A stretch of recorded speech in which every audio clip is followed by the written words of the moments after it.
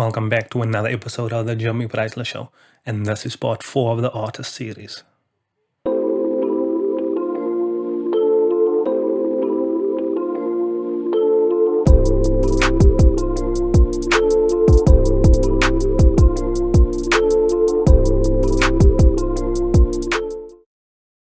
Hey yo, we back. Another episode of the Jimi Priceless Show. This is part 4 of the Artist series. If you haven't checked out the previous parts, I will link them up here throughout the episode. You can check them out. This is part 4. On this episode, I want to focus on the people, I guess, or people in general, on your artistic journey. So, previously, in the older video I made, not part of the Artist series, I was speaking about how what causes me to hesitate when, working with people and shit like that. Now, when you start out as an artist, you kind of have to be very lenient for those kind of things, because I was mentioning, some people not being on the same wavelength in terms of, the way they work, their artistic vision, etc., etc. But when you're starting out, you have to make provision for that, because it's really valuable to have these connections with people. Because I mentioned before in last week's episode, I was speaking about making people give a fuck about you, and it's hard to make people give a fuck about your product or your music, It's easier for them to feel a connection to you yourself as a person. So it's very important, to really try to touch people on a personal level, because, for the most part, nobody gives a fuck about bars and production and all of this kind of shit, but they care about, hearing something and then relating to it, and it's like, oh shit, I fuck with this guy, because of course you get, fans of like the craft, but for the most part, that's not going to be the majority of people. So when you present yourself or your brand or whatever it is, make sure that it has your personal touch, that there is a connection to. It's kind of why a lot of people will relate to like this very like some kind of shit, content, especially like on TikTok and stuff like that, because a lot of it is so relatable, even if they don't love or project themselves in a certain way, they are still exposed to that on a daily basis. So, when trying to figure out, who it is you are or what it is you're trying to present, make sure that you put a piece of, who you actually are and the shit you actually go through, and not like on some deep shit, even just on some general, mention some brand or some happening, that people can connect to. Because it's really hard when you, like with me, when I tried to be on some real mysterious shit, I thought I was like on some like Daft Punk, like gorillas, like, never show my face on some, real undercover shit. But it makes it way much harder for you to actually like break through, because it's really the music that gets people like to pay attention to you, like of course there's times when you hear songs like, oh shit, who's this? But for the most part, the way music is being distributed now, it's kind of visual, people aren't listening to radios and shit like that, they're browsing their timelines and they go for what they see. So you kind of gotta be open to the people, kind of show like, yo, this is who I am, and like I said, it don't have to be on some deep shit, you don't have to share your personal stories, but at least, you have to have something where it's like, oh, this is a person, you're not like a PR run kind of artist where everything you say is like, so perfect and so well put, you gotta have your personality in it to connect with people. So that's just from connecting with people, through your craft and your music or your content. So then another way to connect with people is, actually just, DMing him, just cold call them. Well, nobody calls people anyway, but you know what I mean? In terms of like collaborative or even to check out your music. Of course, you're going to be that person, that's spamming people, but there are ways to do it. It's kind of like, I would say, kind of false. But fuck it. What you can do is, you kind of target, well not target, but you have the people on your timeline, what kind of content they engage with, kind of content they share. So if you see that it's, music related or local content or content that's close to what you are doing, you just kind of, add them on some general shit like, yo, what's up? How you doing? Up doing good, blah, blah, blah, comment on some photo, and then build that kind of like a rapport with them before you hit them with, oh yeah, check out my music. It's a lot less off-putting, because me, like, I be blocking people, like, you just add me and you send me, your music in the DMs, I ain't listening to that shit.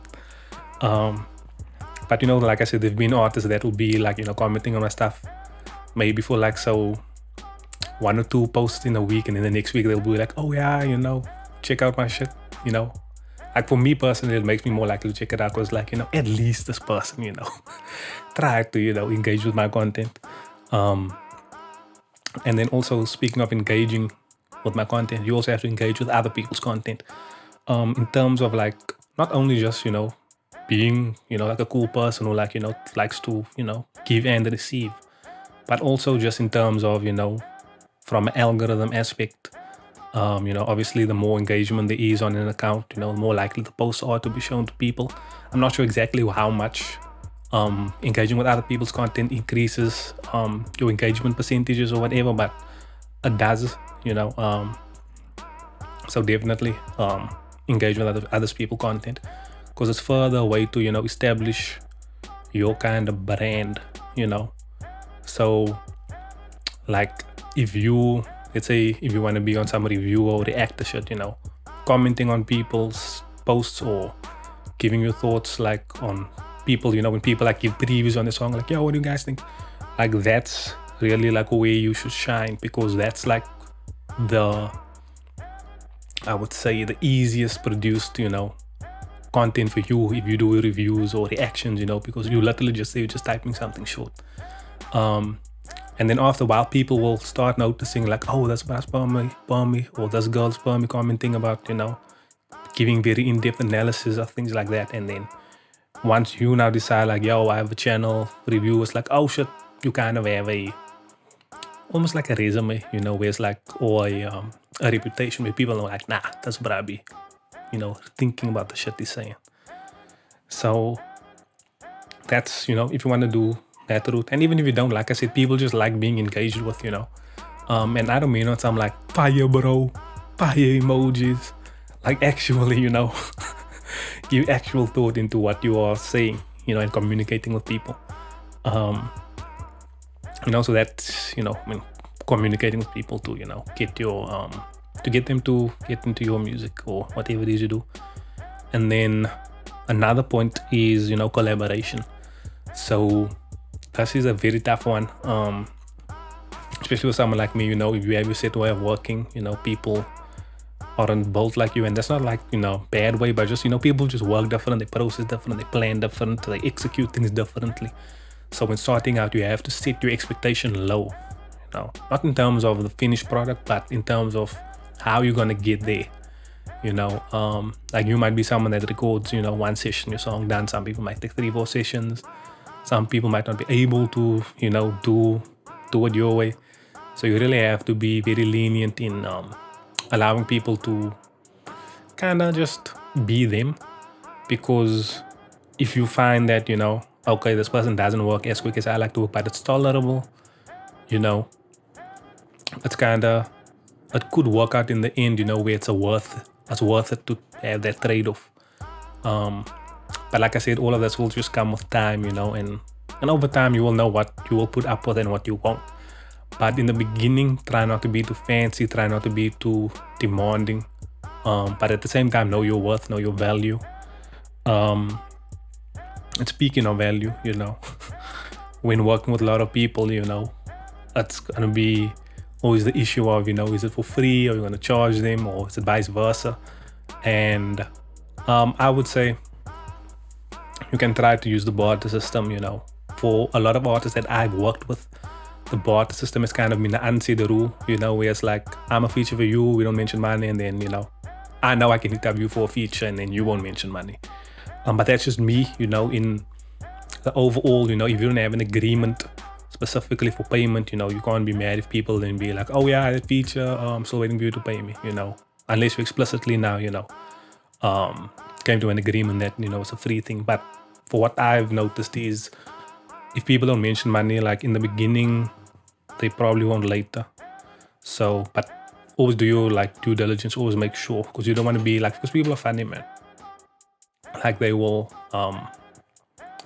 they'll just do shit for clout. So to avoid that, when you work with people, always make sure you know what the terms and conditions are of this collaboration, especially when it comes to money, but also when it comes to the actual vision, what you're trying to achieve, and then also how much work they are willing to put in to achieve that vision, And sometimes it's not a case of what they want to do, but sometimes it's, what they can do, like people don't have maybe budgeting to run ads on the product that they're going to sell, or get their post or the song, whatever, in front of the people's eyes, and you kind of have to do your research into these people first, like if you see a person's posting and they get like 5 likes, on the music every post, then you can't expect them to be like, extra heavy on the marketing, because clearly that's not their forte. They might be more focused on just being like musically inclined. So, when collaborating, read your T's and C's, or rather make sure that, the T's and C's are set in place. And then, do your research into the people you're collaborating with. Don't just collaborate for the sake of collaborating. Make sure it's someone you actually like their music. And just kind of be, understanding and empathetic of everyone's situations. Whether it's good or whether it's bad, if they're just bad to work with, then, that's just them. Don't feel inclined to stick to your word and be like, nah, because we said we're gonna do the song, but now it's been like months and that shit's going nowhere, and they're kind of giving you like the runoff and just being like, nah, I'm gonna get to it. Like, don't feel like you have to keep your word, because like I said, know your value. If they're wasting your time, they're wasting your time. But yeah, so that's just my thoughts, on the people, connecting with the people, working with the people. I hope you guys enjoyed. Hope you guys like this. I'll be back next week for the last installment of the Artist series, so you guys can go get ready for that one. In the meantime, comment, let me know your thoughts, your experiences with collaborating with people or reaching out to people. Make sure to like, make sure you're subscribed, and share the message with anyone you think would need to hear it. But that's it for this episode. I'm out.